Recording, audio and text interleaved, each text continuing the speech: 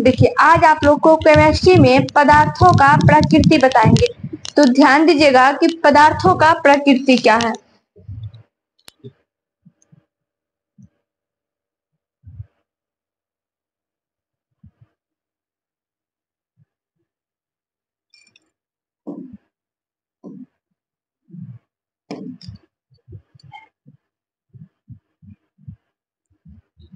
सबसे पहले देखिए पदार्थ क्या होता है। पदार्थ जो स्थान घेरे, क्या जो स्थान घेरे, जिनका आयतन हो। ध्यान दीजिएगा कि पदार्थ वैसी वस्तु जो स्थान घेरे, जिसमें कुछ भार हो तथा जो रुकावट और दबाव डाल सके। क्या बोला? पदार्थ जो रुकावट और दबाव डाल सके और जिसमें क्या हो, जो स्थान घेरे, वो क्या कहलाएगा? पदार्थ कहलाएगा। क्या समझे? वैसी वस्तु जो स्थान घेरे, जिसमें कुछ भार हो तथा जो रुकावट और दबाव डाल सके, इनके साथ ही जो हमें स्वयं का एहसास करा सके। इसके साथ ही साथ क्या करेगा? स्वयं का एहसास करा सके, उन्हें पदार्थ कहते हैं। देखिए पदार्थ किसे कहेंगे? पदार्थ जो स्थान घेरे, जिसमें आयतन हो और क्या होगा, जिसमें कुछ भार हो तथा जो रुकावट और दबाव डाल सके, इनके साथ ही जो हमें स्वयं का एहसास कर सके, उसे क्या कहेंगे? पदार्थ यानी मैटर कहेंगे। तो ध्यान दीजिएगा, जैसे यानी एग्जाम्पल में प्रकृति की सभी वस्तुएं, हमारे प्राकृतिक में जो प्राकृतिक रूप से जितने भी वस्तु हैं, तो उनको क्या कहेंगे? पदार्थ कहेंगे। जैसे क्या है? लोहा, लकड़ी, कोयला, ये सब क्या है? इसमें भार है, ये रुकावट और दबाव डाल सकता है, और क्या है? इनके साथ ही जो हमें स्वयं का भी एहसास भी करा सकता है, और ये स्थान घेरता है। ठीक ना? तो ये क्या है? प्रकृति की सभी वस्तुएं, प्रकृति की सभी वस्तुएं। जैसे क्या है? लोहा, लकड़ी, कोयला इत्यादि, ये सब क्या है? पदार्थ है। तो कुछ पदार्थ का फिगर दिया हुआ है जो आप लोग जान सकते हैं, छाता, नल, घड़ी, ये सब है। ठीक ना?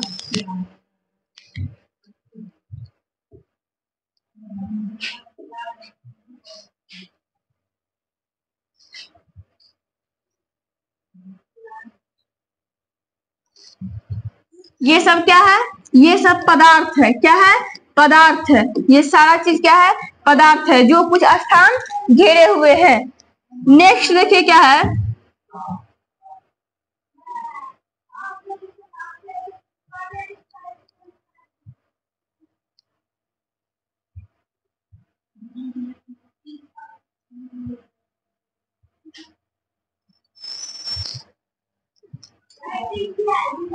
देखिए आप लोग को अब बताएंगे, पदार्थ तो समझ में आ गया, जो कुछ स्थान घेरे। क्या? जो कुछ स्थान घेरे या स्वयं को एहसास करा सके, उसे क्या कहेंगे? पदार्थ कहेंगे। ठीक ना? जो कुछ स्थान तक अपना जगह घेरे रहता है, तो उसे क्या कहेंगे? पदार्थ कहेंगे। जिसमें भार भी हो यानी वजन भी, उसे क्या कहेंगे? पदार्थ कहेंगे। अब देखिए, अब आप लोग को बताएंगे पदार्थों का वर्गीकरण। क्या? पदार्थों का वर्गीकरण। तो देखिए पदार्थों का वर्गीकरण क्या है? पदार्थों को अग्रलिखित उप वर्गों में विभाजित किया गया है। पदार्थों को जो वर्गीकृत करेंगे, इसको हम निम्नलिखित प्रकार से वर्गीकृत करेंगे। ध्यान दीजिएगा, पदार्थों को अग्रलिखित उपवर्गों में विभाजित किया गया है। ध्यान दीजिएगा,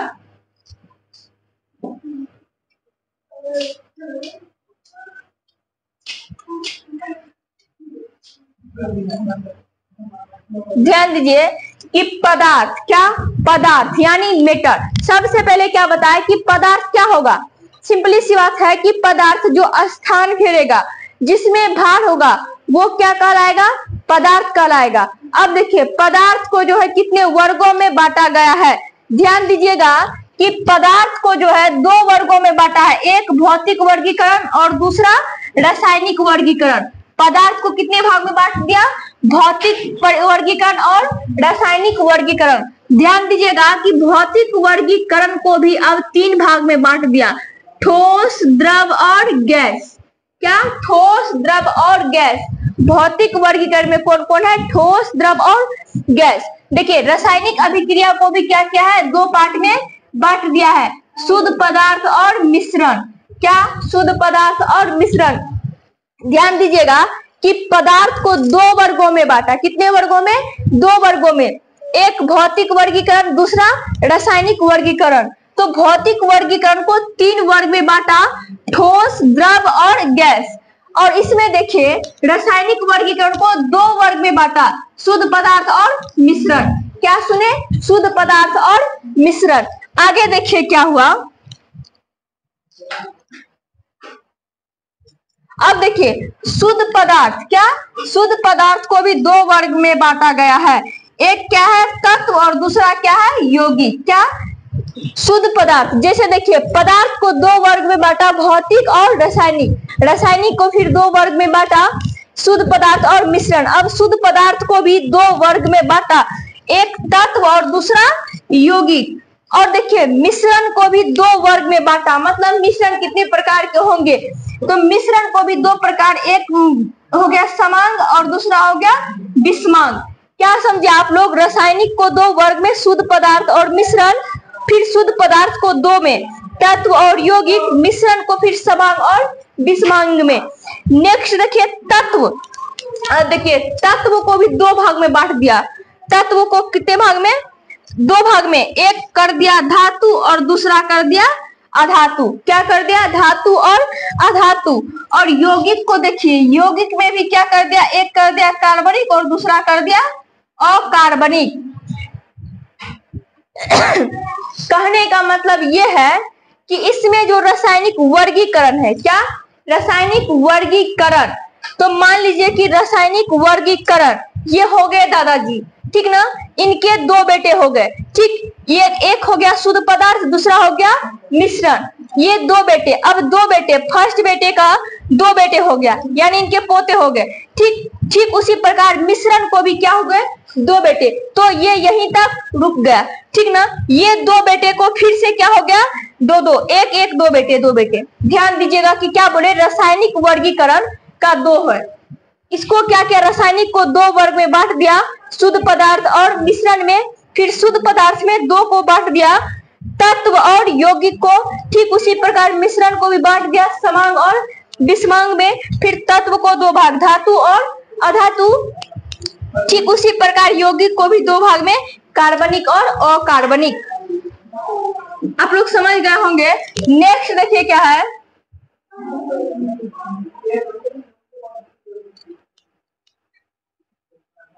देखिए नेक्स्ट है पदार्थ में होने वाले परिवर्तन। क्या है? पदार्थ में होने वाले परिवर्तन। तो पदार्थ में दो प्रकार के परिवर्तन संभव है। देखिए पदार्थ में जो परिवर्तन होंगे ये दो प्रकार से संभव है। कितने प्रकार से? दो प्रकार से संभव है। तो संभव क्या है? एक है भौतिक परिवर्तन, दूसरा क्या है? रासायनिक परिवर्तन। दो प्रकार के परिवर्तन आप लोग पढ़ेंगे अभी। दो प्रकार के परिवर्तन, एक पढ़ेंगे भौतिक, दूसरा पढ़ेंगे रासायनिक। तो ध्यान दीजिएगा कि भौतिक परिवर्तन, क्या? भौतिक परिवर्तन। भौतिक परिवर्तन क्या होता है, ठीक ना? Physical changes. तो भौतिक परिवर्तन क्या होगा? वह अस्थायी परिवर्तन जिसमें पदार्थ के केवल, वह अस्थायी परिवर्तन जिसमें पदार्थ के केवल भौतिक गुणों में परिवर्तन होता है और कोई नया पदार्थ नहीं बनता है, बल्कि अभिक्रिया को विपरीत करने पर पदार्थ अपनी पूर्वावस्था को प्राप्त कर लेता है। ध्यान दीजिए कि भौतिक परिवर्तन में सबसे पहले आप लोग शॉर्टकट समझिए कि भौतिक परिवर्तन और रासायनिक परिवर्तन क्या होता है। देखिए भौतिक परिवर्तन क्या होगा? जिसमें क्या होगा कि कोई पदार्थ लीजिए, जैसे कि बर्फ का टुकड़ा लीजिए, ठीक ना? तो यदि वो गलेगा, ठीक ना, यदि वो गलेगा तो ठीक थोड़ी देर बाद वो अपनी अवस्था में फिर वापस आ जाएगा। तो ये हो गया भौतिक परिवर्तन। क्या हो गया? भौतिक परिवर्तन। अब देखिए रासायनिक परिवर्तन क्या होगा? रासायनिक परिवर्तन क्या होगा? यदि पदार्थ चेंज हुआ तो वो फिर वापस अपने स्थिति में नहीं आएगा। जैसे दूध से दही बनना, तो दही से दूध वापस नहीं बनेगा। तो ये हो गया रासायनिक परिवर्तन। क्या हो गया? रासायनिक परिवर्तन। भौतिक परिवर्तन क्या है? जो वापस अपने स्थिति में आ सकता है, और रासायनिक परिवर्तन क्या है? जो अपने वापस अपने स्थिति में नहीं आ सकता है। तो तो वही बात कह रहा है कि भौतिक परिवर्तन क्या है, भौतिक परिवर्तन वह अस्थायी परिवर्तन, क्या वह अस्थायी, क्या वह अस्थायी परिवर्तन जिसमें पदार्थ के केवल भौतिक गुणों में परिवर्तन होता है। इसमें क्या होता है, सिर्फ और सिर्फ भौतिक गुण में ही परिवर्तन होता है।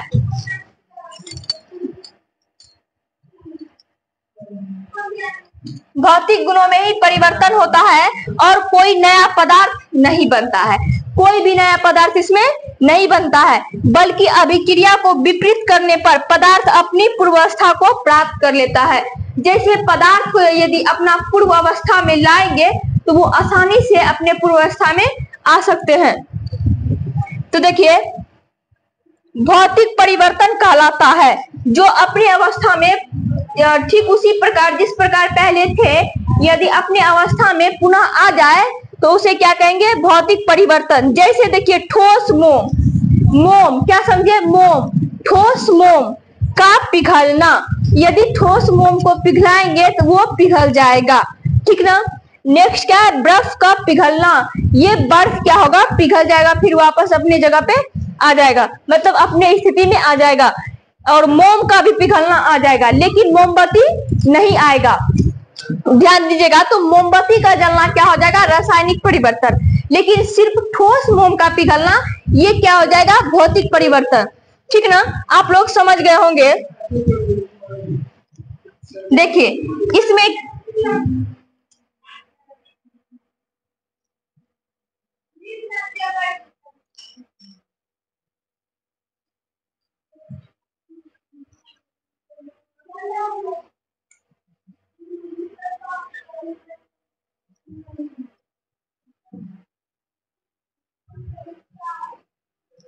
देखिए इसमें क्या है, इस चित्र में ध्यान से देखिए, ये बर्फ का पिघलना हो रहा है, क्या हो रहा है, ये बर्फ का पिघलना। जैसे देखिए बर्फ पिघल कर द्रव अवस्था यानी ठोस से द्रव हो जाता है, बर्फ ठोस है और ये ठोस से यानी पिघल कर द्रव अवस्था में हो जाता है, फिर पुनः ये क्या होता है, फिर जमकर यानी ठंड के समय ये जमकर फिर क्या होता है, अपनी अवस्था यानी बर्फ के अवस्था में आ जाता है। तो क्या हो जाएगा, ये बर्फ का पिघलना क्या हो गया, भौतिक परिवर्तन हो गया, क्या हो गया, भौतिक परिवर्तन। नेक्स्ट देखिए क्या है, रासायनिक परिवर्तन, क्या है, रासायनिक परिवर्तन। आप लोग ध्यान से देखिएगा कि रासायनिक परिवर्तन क्या होता है, वह अस्थायी परिवर्तन। देखिए ये क्या है, वह अस्थायी परिवर्तन जिसमें पदार्थ के भौतिक और रासायनिक गुणों में परिवर्तन हो जाता है। इसमें क्या होगा, पदार्थ में भौतिक और रासायनिक गुण में क्या हो जाएगा, परिवर्तन हो जाएगा और इसमें नए गुण वाले पदार्थ बनते हैं। और इसमें क्या होता है, नए गुण वाले पदार्थ बनते हैं और अभिक्रिया को विपरीत करने पर भी पदार्थ अपनी पूर्वावस्था को प्राप्त नहीं करते हैं। रासायनिक परिवर्तन कहलाता है। ध्यान दीजिए क्या बोला कि इसमें जो है भौतिक और रासायनिक परिवर्तन होता है और उस पदार्थ को यदि पूर्वावस्था में लाया भी जाए तो ये वापस अपनी अवस्था में नहीं आता है। तो इसको कौन सी अभिक्रिया कहेंगे, इसको कहेंगे रासायनिक अभिक्रिया, ठीक ना। उसके बाद देखिए रासायनिक अभिक्रिया यानी रासायनिक परिवर्तन कहलाता है। क्या है, वह अस्थायी परिवर्तन जिसमें पदार्थ के भौतिक और रासायनिक गुण में परिवर्तन हो जाता है। क्या होता है, इसमें परिवर्तन हो जाता है और इसमें नए गुण वाले पदार्थ बनते हैं। जैसे दूध, इसमें एक नया गुण है, ठीक ना। दूध से जैसे ही दही बना तो उसमें क्या हो जाएगा, दूसरा नया गुण पाया जाएगा। तो इसमें क्या हो जाएगा, भौतिक और रासायनिक गुण में अंतर हो जाएगा, यानी भौतिक और रासायनिक गुण में ये बदलेगा, ठीक ना। क्या होगा कि भौतिक और रासायनिक गुण में परिवर्तन हो जाता है और इसमें नए गुण वाले क्या हो जाएगा, पदार्थ बनते हैं और अभिक्रिया को विपरीत करने पर भी पदार्थ अपनी पूर्वावस्था को प्राप्त नहीं करते। रासायनिक परिवर्तन कहलाता है। जैसे देखिए एग्जाम्पल में क्या है, मोमबत्ती का जलना, यदि मोमबत्ती जल गया तो ये वापस मोमबत्ती नहीं बनेगा। दूध से दही जमना, ये वापस दूध नहीं बनेगा। नेक्स्ट क्या है, चारकोल के टुकड़े का जलना। क्या, चारकोल के टुकड़े का जलना, ये टुकड़े यदि जल गए तो ये फिर वापस नहीं आएंगे। तो रासायनिक अभिक्रिया में क्या होगा, ये अपनी अवस्था में पुनः नहीं आ सकते हैं, फिर से नहीं आ सकते हैं, पूर्वावस्था में नहीं आ सकते, लेकिन भौतिक अभिक्रिया में आएगा। तो ध्यान दीजिएगा, यहाँ क्या है, जलते चारकोल का टुकड़ा। देखिए यहाँ चारकोल का टुकड़ा मोमबत्ती की सहायता से क्या हो रहा है, जल रहा है। क्या हो रहा है, जल रहा है। जलने के बाद वो क्या होगा, पुनः समाप्त हो जाएगा। तो नेक्स्ट देखिए क्या है,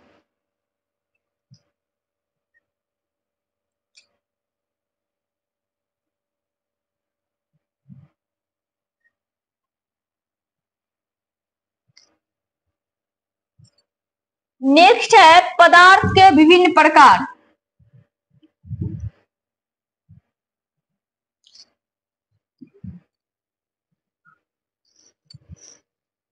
क्या है, पदार्थ के विभिन्न प्रकार, मतलब पदार्थ के कौन कौन से प्रकार होते हैं। ध्यान दीजिए कि पदार्थ के विभिन्न प्रकार हो गया तत्व। क्या हो गया, तत्व। तत्व क्या है, प्रकृति, यानी प्रकृति में पाए जाने वाले हुए समांग और शुद्ध पदार्थ, जो ना तो अपने से सरल पदार्थों में विभक्त हो सकते हैं और न ही अन्य सरल पदार्थों के योग से बनाए जा सकते हैं, उसको क्या कहेंगे, तत्व कहेंगे। ध्यान दीजिएगा कि क्या बोला, तत्व में ना ही तो वो किसी के मिलन से बनेगा या तो ना ही किसी के टूटने से बनेगा, तो ये क्या कहलाएगा, तत्व कहलाएगा। प्रकृति में पाए जाने वाले वे समांग और शुद्ध पदार्थ, जो ना अपने से सरल पदार्थ में विभक्त हो सकते हैं यानी टूट सकते हैं, और ना ही अन्य सरल पदार्थों के योग से बनाए जा सकते हैं। ना ही कोई पदार्थ को जोड़ने से या सरल योग करने से यानी जोड़ने से ही होता है, तो नए पदार्थ का निर्माण नहीं होगा, ठीक ना। तो ये क्या कहलाता है, ना ही तो टूटने से होगा ना ही तो जुटने से होगा, ये क्या कहला जाएगा, तत्व कहला जाएगा, ठीक ना। जैसे सोना चांदी लोहा, क्या, सोना चांदी लोहा, ये ना किसी के जुटने से बनेगा और ना ही किसी के तोड़ने से बनेगा। क्या क्या है, सोना चांदी लोहा, हाइड्रोजन ऑक्सीजन आदि, ये सब क्या है, तत्व है। क्या है, तत्व है। तत्व कौन है, सोना चांदी लोहा हाइड्रोजन ऑक्सीजन आदि क्या है, तत्व है। नेक्स्ट देखिए, पृथ्वी पर अब तक 110 से अधिक तत्वों की जानकारी हो चुकी है। देखिए पृथ्वी पे क्या बोला कि 110, क्या, 110 से अधिक तत्वों की जानकारी हो चुकी है। पृथ्वी पटल का 97.2% भाग केवल 8 तत्वों से निर्मित है। देखिए पृथ्वी पे अब तक कितना, 110 से अधिक तत्वों की जानकारी हो चुकी है, और पृथ्वी पटल का 97.2% भाग केवल 8 तत्व से निर्मित है।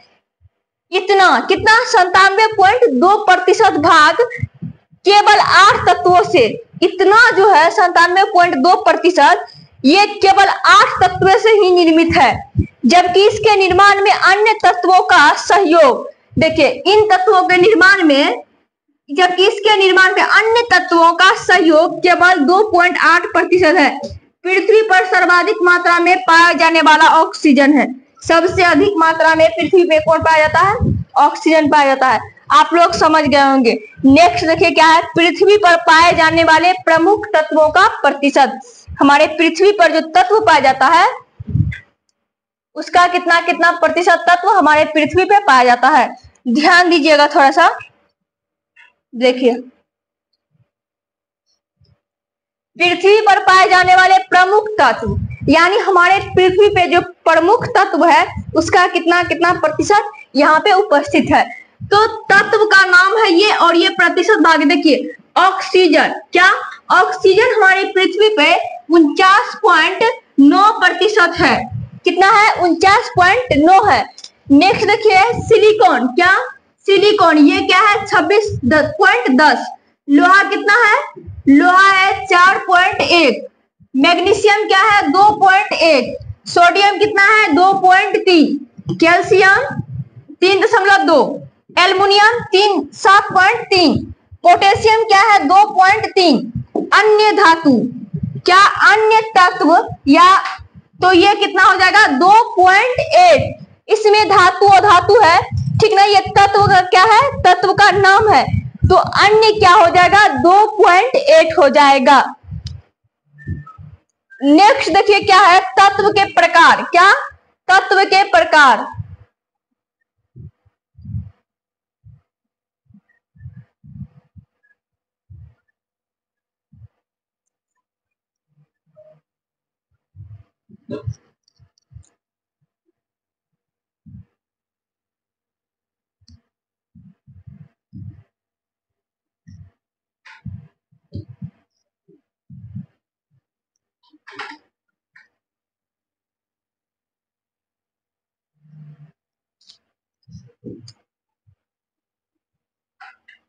देखिए क्या है, तत्व के प्रकार। तत्व मुख्यतः दो प्रकार के होते हैं। देखिए तत्व, आप देखिए तत्व के प्रकार, पदार्थ के प्रकार पढ़ लिए, आप क्या पढ़ेंगे, तत्व के प्रकार। तो तत्व जो है ये कितने प्रकार के होते हैं? तत्व के प्रकार मुख्यतः यह दो प्रकार के होते हैं। तत्व कितने प्रकार के होंगे?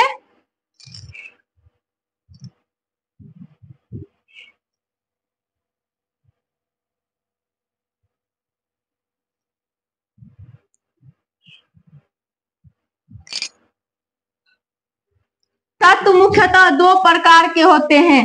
एक होता है धातु, मेटल तथा अधातु। क्या? धातु, मेटल तथा अधातु, नॉन मेटल। क्या? धातु। देखिए तत्व दो प्रकार, धातु और अधातु। ध्यान दीजिएगा कि धातु किसे कहेंगे, मेटल किसे कहेंगे। धातु तत्व विद्युत तथा उष्मा के सुचालक होते हैं। कहने का मतलब यह है कि जब विद्युत को गुजारा जाएगा धातु की ओर से, धातु की तार से, तो विद्युत क्या होगा, आसानी से पार कर जाएगा। तो इसीलिए कहा गया है कि धातु क्या है, विद्युत का सुचालक है। धातु तत्व जो है विद्युत तथा उष्मा के सुचालक होते हैं। उष्मा के सुचालक कहने का मतलब है कि उसमें उष्मा भी आसानी से आर पार जा सकता है। तो धातु तत्व विद्युत तथा उष्मा के सुचालक होते हैं। ठोस अवस्था में ये आघात वर्धनीय और तन्य होते हैं। देखिए धातु क्या होगा, आघात वर्धनीय, और क्या होगा, तन्य होगा। यानी सोने का ले लीजिए, जैसे धातु है तो इनको यदि गलाकर नमड़ाया जा सकता है तो एक तार के रूप में, तन्य के रूप में हो सकता है। इसीलिए कहा गया है कि ये ठोस अवस्था में क्या हो जाएगा, आघात वर्धनीय और तन्य होते हैं। उदाहरण के लिए देखिए, उदाहरण के लिए क्या हो जाएगा, सोना, चांदी, तांबा, लोहा, एल्युमिनियम। ठीक ना? क्या क्या सुनिए, धातु क्या है, सोना है, चांदी है, तांबा, लोहा, एल्युमिनियम इत्यादि, ये सब क्या है, धातु है। क्या है, धातु है। नेक्स्ट देखिए अधातु, नॉन मेटल। क्या है अधातु, नॉन मेटल। अधातु तत्व प्रायः विद्युत और उष्मा के कुचालक होते हैं। कुचालक मतलब इसमें विद्युत जो है इसमें आर पार नहीं जा सकता है। ठीक ना? इसीलिए अधातु तत्व विद्युत और उष्मा के क्या है, कुचालक होते हैं। उदाहरण के लिए क्या है, फास्फोरस, गंधक, ब्रोमीन, ऑक्सीजन इत्यादि, ये सब क्या है, अधातु है। क्या है, अधातु। और ये सब क्या है, विद्युत का कुचालक है। नेक्स्ट देखिए क्या है, धातु और अधातु। देखिए कौन कौन से धातु किस रूप में होते हैं, कौन धातु कौन अधातु किस रूप में होते हैं। तो देखिए ठोस के रूप में पाए जाते हैं। क्या? ठोस के रूप में पाए जाते हैं। तो ठोस के रूप में कौन पाए जाएंगे, सोडियम पाए जाएंगे। कौन पाए जाएंगे,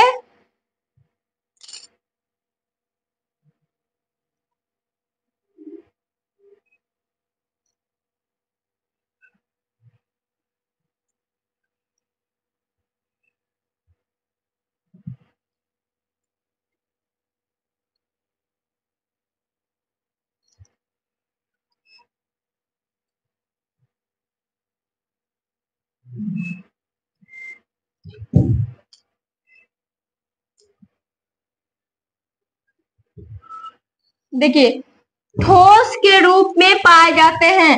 ठोस के रूप में पाए जाएंगे कौन, सोडियम, गंधक, फास्फोरस ईटीसी। क्या पाया जाएगा, ठोस के रूप में सोडियम, गंधक, फास्फोरस ईटीसी। नेक्स्ट देखिए द्रव के रूप में पाए जाते हैं। द्रव के रूप में कौन पाया जाएगा, पारा, ब्रोमीन और ईटीसी। कौन पाया जाएगा, पारा, ब्रोमीन, ईटीसी। मतलब ठोस के रूप में सोडियम, गंधक, फास्फोरस पाया जाएगा, और द्रव्य के रूप में पारा, ब्रोमीन, और गैस के रूप में कौन पाया जाएगा, ऑक्सीजन, हाइड्रोजन, नाइट्रोजन और क्लोरीन। क्या? गैस के रूप में क्या पाया जाएगा, ऑक्सीजन, हाइड्रोजन और नाइट्रोजन, क्लोरीन। अब देखिए उपधातु। क्या है उपधातु,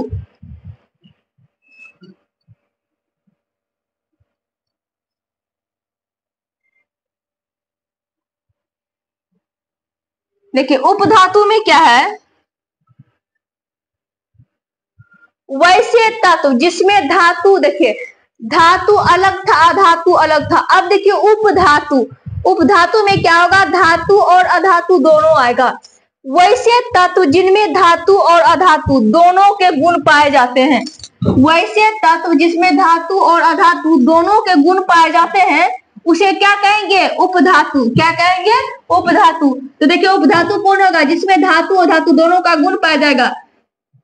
फर्स्ट है boron, silicon, germanium, arsenic, antimony, tellurium इत्यादि। क्या सुने, जिसमें धातु और अधातु दोनों का गुण पाया जाएगा। तो किसमें पाया जाएगा, bronze, silicon, germanium, arsenic, antimony, tellurium इत्यादि में क्या हो जाएगा, दोनों गुण पाया जाएगा, धातु और अधातु का। तो देखिए कुछ तत्व का फिगर दिया हुआ है। एम्बर क्या है,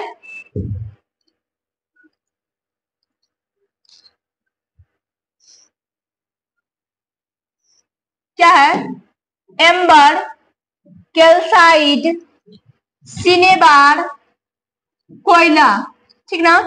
अब क्या है, पेट्रोलियम, ग्रेनाइट, ग्रेफाइट, जिप्सम, क्या, जिप्सम, बलुआ पत्थर, अब्रक, गलेना, हेमेटाइट, क्या है, ये सब तत्व है। ध्यान दीजिएगा। चांदी, स्लेट,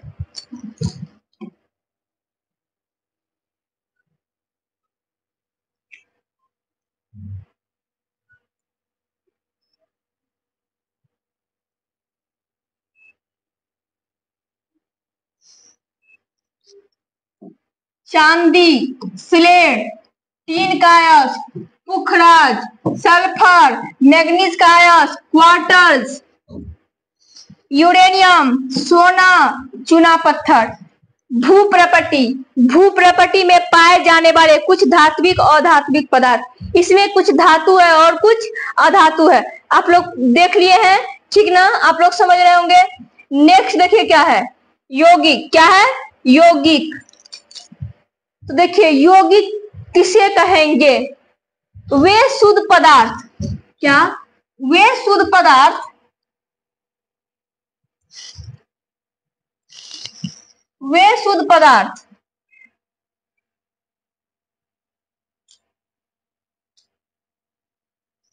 वे शुद्ध पदार्थ जो दो या दो से अधिक तत्वों के एक निश्चित अनुपात में रासायनिक संयोग के फलस्वरूप बनते हैं, यौगिक कहलाते हैं। इनके गुण अवयवी तत्वों के गुणों से बिल्कुल भिन्न होते हैं।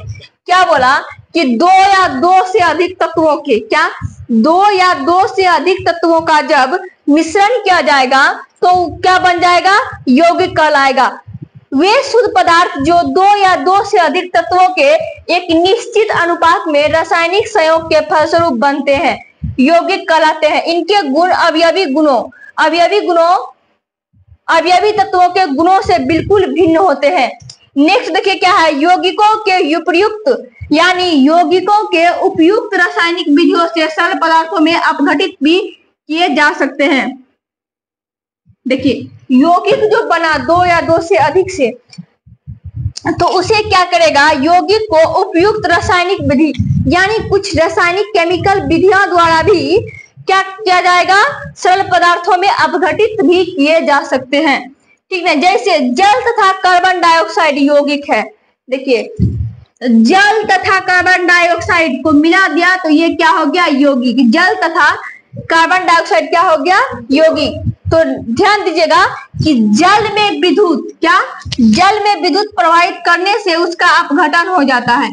जैसे ही जल में विद्युत को प्रवाहित करेंगे तो क्या हो जाएगा, उसका अपघटन हो जाएगा तथा हाइड्रोजन और ऑक्सीजन गैस प्राप्त होती है।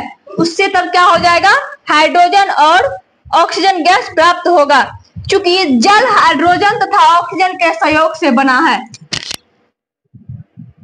जल के किससे बना है, हाइड्रोजन और ऑक्सीजन से। आप लोग जानते होंगे कि जल का सूत्र H2O होता है, तो उसमें जल में क्या होता है, हाइड्रोजन और ऑक्सीजन। जल हाइड्रोजन और ऑक्सीजन के सहयोग से बना है। लेकिन इनके गुण बिल्कुल भिन्न होते हैं। लेकिन क्या सुनिए, लेकिन इनके गुण बिल्कुल भिन्न होते हैं। हाइड्रोजन स्वतः जल उठता है, ऑक्सीजन जलने में मदद करती है। देखिए ये दोनों में कितना अंतर है कि हाइड्रोजन क्या होता है, स्वयं जल उठता है और ऑक्सीजन जलने में क्या करता है, मदद करता है। तथा जल अग्निशमन का कार्य करता है। जल क्या करता है, अग्निशमन कार्य करता है, यानी आग को बुझाने का काम करता है। अतः जल एक यौगिक है। जल क्या है, एक यौगिक है, क्योंकि ये दो या दो से अधिक तत्व यानी दो तत्वों के मिलने से बना है। तो ये क्या कहला जाएगा, यौगिक कहला जाएगा। नेक्स्ट देखिए क्या है, यौगिक के प्रकार।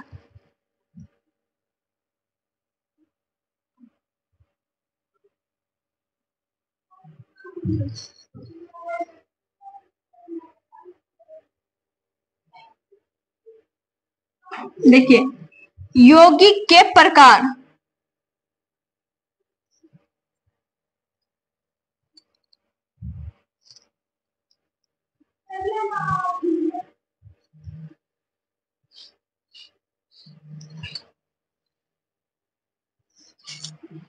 यौगिक के प्रकार क्या है, प्राप्ति स्रोत के आधार पर यौगिक मुख्यतः दो भागों में बांटा गया है। यौगिक कितने प्रकार में बांटा गया है, ये मुख्यतः दो भागों में बांटा गया है।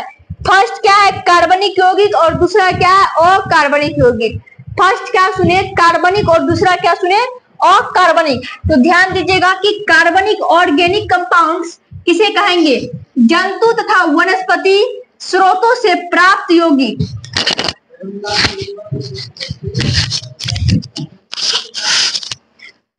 जंतु तथा वनस्पति स्रोतों से प्राप्त यौगिक को कार्बनिक यौगिक कहते हैं। देखिए जंतु से क्या, जंतु से और वनस्पति से जो स्रोत से प्राप्त यौगिक जो हमको होगा, मतलब जंतु और पेड़ पौधे से जो भी यौगिक हमें प्राप्त होगा तो उसे क्या कहेंगे, कार्बनिक यौगिक। जैसे देखिए प्रोटीन, क्या, प्रोटीन, वसा, चीनी इत्यादि। तो ये सब हमें कहां से मिलता है, जंतु और पेड़ पौधे से मिलता है।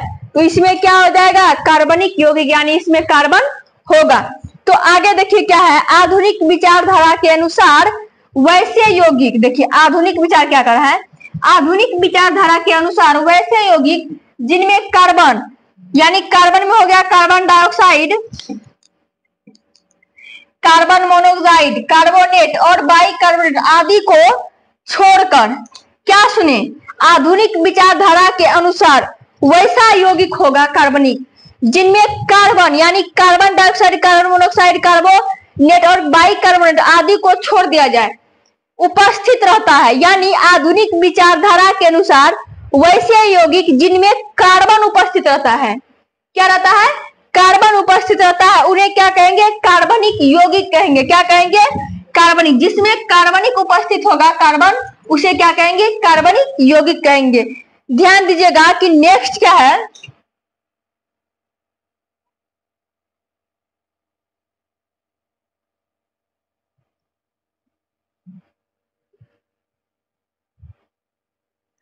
अब है अकार्बनिक। अकार्बनिक में क्या है, वैसे यौगिक जो भूपर्पटी, क्या बोले कि वैसे यौगिक जो भूपर्पटी या भूमि खानों से प्राप्त होता है। देखिए अकार्बनिक में क्या बोला, जो भूपर्पटी या भूमि यानी खान से प्राप्त होगा उन्हें क्या कहेंगे, अकार्बनिक यौगिक कहेंगे। जैसे sodium sulphate, sodium chloride, calcium sulphate इत्यादि, ये सब कहां से प्राप्त होगा, भूपर्पटी या भूमि से। इसमें क्या, इसको क्या कहेंगे, अकार्बनिक पदार्थ, इसमें कार्बन उपस्थित नहीं होगा। मिश्रण, मिश्रण क्या है, मिश्रण देखिए क्या है, वह पदार्थ, मिश्रण क्या है, वह पदार्थ, वह पदार्थ जो दो या दो से अधिक तत्वों या यौगिकों को किसी भी अनुपात में मिलाने से बनता है तथा जिसके अवयवों को आसानी से सरल यांत्रिक विधियों द्वारा अलग किया जा सकता है, मिश्रण कहलाता है। मिश्रण के गुण अपने प्राथमिक अवयवों के सदृश होते हैं, जैसे हवा, ऑक्सीजन, नाइट्रोजन। देखिए मिश्रण क्या बोला, दो या दो से अधिक, क्या, दो या दो से अधिक तत्वों का समांगी मिश्रण क्या कहलाएगा, मिश्रण। और इसको आसानी से कभी कभी क्या करेंगे, अलग भी कर देंगे। तो मिश्रण इसी को कहेंगे। जैसे हवा, हवा देखिए क्या है, ऑक्सीजन, नाइट्रोजन, कार्बन डाइऑक्साइड और भी अन्य तत्वों का मिश्रण है। हवा और ऑक्सीजन, नाइट्रोजन ये सब क्या है, मिश्रण है। ध्यान दीजिएगा कि क्या है। अब देखिए आगे क्या है, लौह चूर्ण। क्या है, लौह चूर्ण। लौह चूर्ण में दो तत्व है। कितने तत्व, दो तत्व, लोहा तथा सल्फर का मिश्रण। देखिए लौह चूर्ण, लोहा तथा सल्फर, लोहा तथा सल्फर का मिश्रण। ध्यान दीजिएगा आप लोग,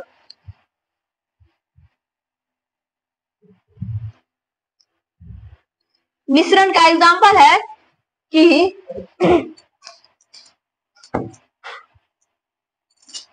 लोहा तथा सल्फर का मिश्रण। देखिए तार की जाली, इसमें इस कटोरे में क्या है, लोहा और सल्फर का क्या क्या है, चूर्ण करके मिश्रण किया गया है। लोहे और सल्फर का मिश्रण है इसमें। तो लौह चूर्ण दो तत्व है, लोहा और सल्फर। इसमें क्या क्या है, लोह को चूर्ण करके इसमें एकत्रित क्या हुआ है, और उसमें क्या है, सल्फर का चूर्ण करके उसमें सल्फर, और इसमें क्या है, लौह चूर्ण है। अब देखिए लौह चूर्ण प्लस लोहा सल्फर।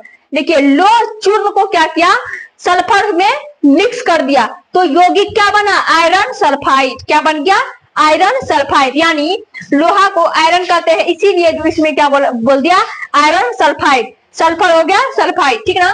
क्या सुने कि ये रहा लौह चूर्ण, वो रहा सल्फर। दो तत्व को क्या किया, प्लस, यानी लौह चूर्ण प्लस सल्फर दोनों को मिक्स कर दिया, तो क्या बन गया, यौगिक क्या बन गया, आयरन सल्फाइड। यानी दो या दो से अधिक का समांगी मिश्रण हुआ ना, ये क्या हो गया, मिश्रण, यौगिक, ठीक ना। ध्यान दीजिए आगे,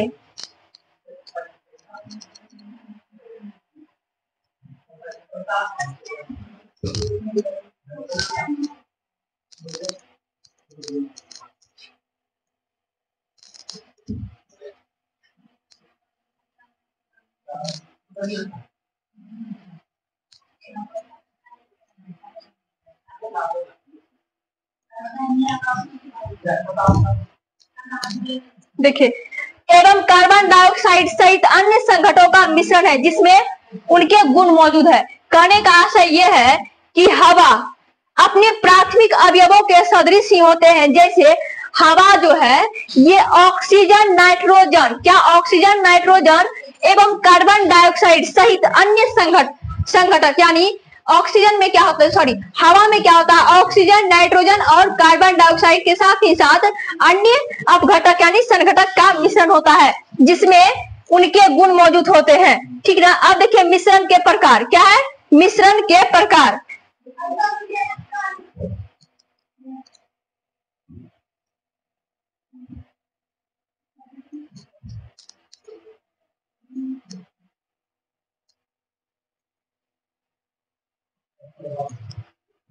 मिश्रण के मुख्यतः दो भाग में बांटा गया है। देखिए मिश्रण को कितने भाग में बांटा गया है, दो भागों में बांटा गया है। एक है समांग मिश्रण, दूसरा है विषमांग मिश्रण। देखिए समांग मिश्रण क्या होगा, इस प्रकार के मिश्रण के प्रत्येक भाग के गुण धर्म प्रायः एक समान होते हैं, जैसे सीमेंट, दूध इत्यादि। देखिए दूध भी क्या है, दूध में क्या होता है, प्रोटीन, केसिन, उसके बाद क्या होता है पानी। मतलब दूध जो है ना बहुत अनेक प्रकार के तत्व से मिला हुआ है। ये दूध भी क्या है, एक प्रकार का मिश्रण है। ध्यान दीजिएगा कि मिश्रण के दो मुख्यतः, मिश्रण को क्या क्या है, दो भागों में बांटा है। मिश्रण मुख्य दो भागों में बांटा गया है, एक है समांगी मिश्रण, दूसरा है विषमांगी मिश्रण। तो समांग मिश्रण में क्या है, इस प्रकार के मिश्रण के प्रत्येक भाग के गुण धर्म प्रायः एक समान होते हैं। इसका गुण धर्म क्या हो जाएगा, एक समान। जैसे दूध, दूध तो एक मिश्रण है, समांगी मिश्रण, इसमें कुछ दिक्कत हो रहा है कि पानी अलग दूध अलग। जैसे देखिए सीमेंट, सीमेंट भी एक मिश्रण है, ये कौन मिश्रण, समांगी मिश्रण। दूध, दूध और सीमेंट क्या है, समांगी मिश्रण। नेक्स्ट क्या है, विषमांग मिश्रण। क्या है, विषमांग, वैसे मिश्रण जिसके प्रत्येक भाग के गुण और उसके संगठन में भिन्नता होती है, विषमांग मिश्रण कहलाता है।